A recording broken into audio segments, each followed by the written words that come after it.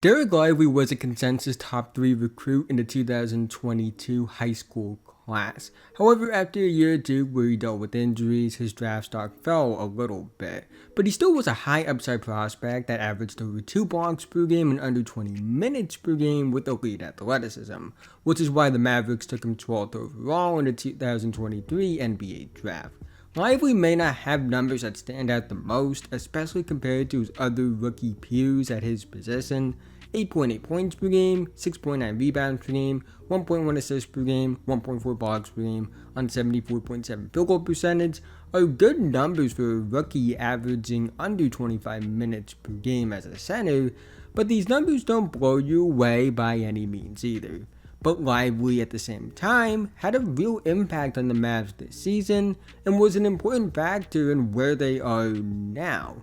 In this video, I want to talk about just how good Lively was as a rookie, why he's better than his numbers may suggest, and what his potential is moving forward. But quickly before we go any further, if you're new and like basketball, I'd really appreciate it if you would like, subscribe, hit the notification bell, and notify whenever I release a video. I make videos about basketball all the time, and liking and subscribing are the two best ways can help me out in the YouTube algorithm, help support the channel, and help me reach my goal of 10,000 subscribers by the end of the playoffs. Let's try and get 100 likes on this video so YouTube will recommend it to others. Anyways, let's talk about Dereck Lively.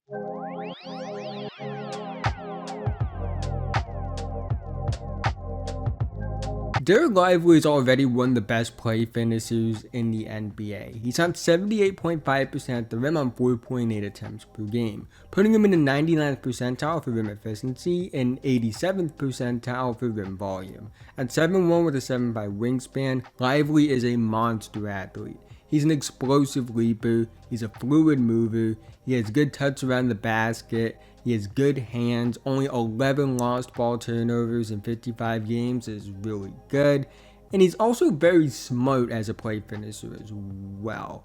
He reads movements as the roll man, he times his jumps well, he's very definitive on his rolls, he picks his spots well, and his chemistry with Luka is very good, which is important considering Luka is the centerpiece of the franchise. While it's easy to say that a player that's 7'1" and really athletic should be good at play finishing at the rim, it's not always that simple. It takes actually being able to handle finishing through contact, good hands, and good touch. It's also one thing to be good as a roll man, it's another to be as effective as Lively is as a roll man as the second half of a pick and roll duo with one of the best players in the world. It takes real understanding and feel, it takes real chemistry, and Lively has that. His threat as a roll man and play finisher combined with Luka's generational offensive gravity makes for a very hard pairing to stop. Luka is an elite playmaker and Lively is an elite play finisher, and given how much teams fear Luka as a scorer, it leads to much easier looks for Lively, and the easier looks for Lively need to be somewhat focused on as well, which can open things up for Luka.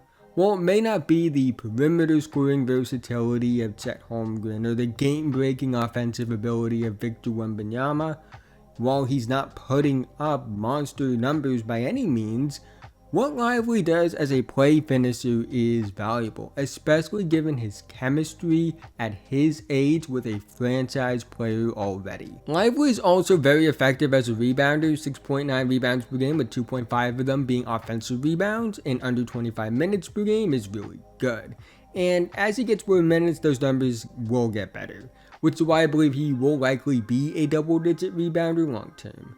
Rebounding takes effort and motor, unless you're DeAndre Ayton, and Lively has the effort and motor to say the least. He works hard on the glass, he can create extra possessions and opportunities on the offensive glass, he's effective on the defensive glass as well, he picks his spots pretty well, but I will say, he can get a lot better as a rebounder. Where he picks his spots can get better, the positioning can get better, even if I think he's pretty good right now, and he still has more functional strength that he could add to his frame, and with that potential added strength, he could be even more effective on the boards. Like with his play finishing, it's easy to say that a 7'1 player should be a good rebounder, but that's not always the case. Just because you're tall doesn't mean you're going to be a good rebounder. Look at Luke Cornett or Jaren Jackson Jr.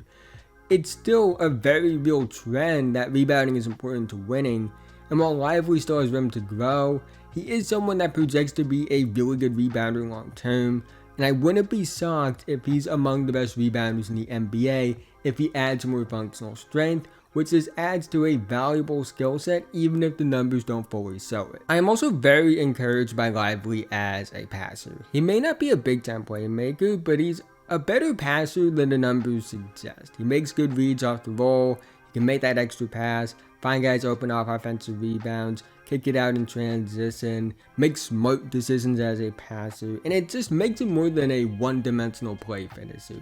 I don't think we're talking about a Jokic level passer. We probably won't say that about any player ever again. I don't think we're talking about a Bam or Sabonis level passer, even to a lesser extent a Jalen Duren type passer, because Lively doesn't have the handle that any of those guys have.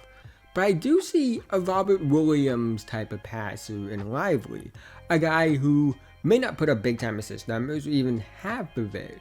He might average 1 assist per game for his career, but when you watch them play, you can tell that they're a better passer and playmaker than the 1 to 2 assists per game might suggest, because they make effective reads, they play within the flow of the offense, and they're vital to offensive flow, not halting. Defensively, Lively has monster upside. He moves well in open space, he's a really good shot blocker, covers pick and rolls well, he has the athleticism and length to be effective defending the rim and contesting shots, but he does have room to improve. He can cut down on the fouls, and he has his moments where he makes rookie mistakes, which are common. But the motor is there, the intangibles are there, and it just looks like when I see the negatives with him defensively on tape, it's just about defending to NBA defenses, which is common for young bigs. Even Wemby himself struggled to adjust. He just happened to have the instincts and tools that are out of this world, and I'm not comparing the two. I'm not saying this to say that Lively can't be good on defense, because I think he's going to be very good on defense, but I do think that it's common for a rookie big to have his lapses, and it's not something I'm worried about long term. I will say Lively isn't like a Bam Adebayo who defends multiple positions, and also he's not like Wemby, who is this defensive monster just by being on the court. But he's very effective for modern big standards. He can drop effectively, he can hedge effectively, he blocks shots at the rim and weak side, hold his own on switches even if I don't think he's a 1-5 defender by any means, makes the hustle plays, and as he gets stronger and gets more reps, he will only get better defensively. Lively isn't someone I project to be a big time star. I don't see this 25 plus point per game scorer, or this guy that's putting up big time assist numbers around anything above 6 or 7 per game like Sabonis. But that doesn't mean I don't think he has a ton of upside either. This is the type of player that helps you win titles. He may not put up big numbers, but when you watch him play, you see the impact. An impact that is significantly more impactful than the numbers might suggest. As a Celtics fan, I've seen this before with Robert Williams, a player that didn't put up monster numbers, but clearly had a monster impact while also knowing his role on the team and didn't halt to stall anything about the team's game plan. And I do see similarities between Dereck Lively and Robert Williams. The motor, the defensive coverages, the rebounding, the shot blocking, the playmaking ability that's a lot better than the numbers might suggest, the pick and roll feel and chemistry. They have a lot of similarities. The difference is that Lively is 5 inches taller than Williams, and I would say that Williams is a more explosive athlete when healthy. And seeing what Rob did at 6'8" was a clear monster impact. Now imagine that in a 7'1" player and what it will look like. Only time will tell if the Mavericks can fully capitalize on having a transcendent talent like Luka Doncic during his prime. Only time will tell if they can win a title.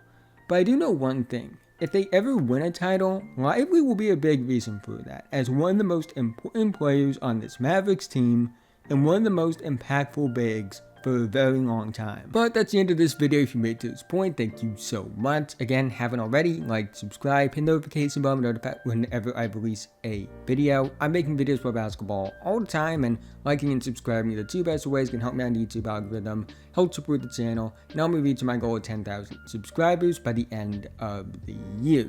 Let's try and get 100 likes on this video so YouTube will recommend it to others. Let me know what you think about Dereck Lively. How good do you think he can be? Where did he rank among the best rookies in the NBA this season? I'll go through all of that in the comment section down below. I know content has been slower than usual as of recent, but I promise you guys, the content will be ramping back up with the playoffs and the draft lottery coming up. So expect content to be around where it was at the beginning of the year compared to where it was over the past 2 or 3 months, I would say. Actually, that doesn't make sense. That would take me to the beginning of the year. Anyways, basically over the last 2 months, I would say. But with that being said, have a nice day, and I'll see you guys in the next one.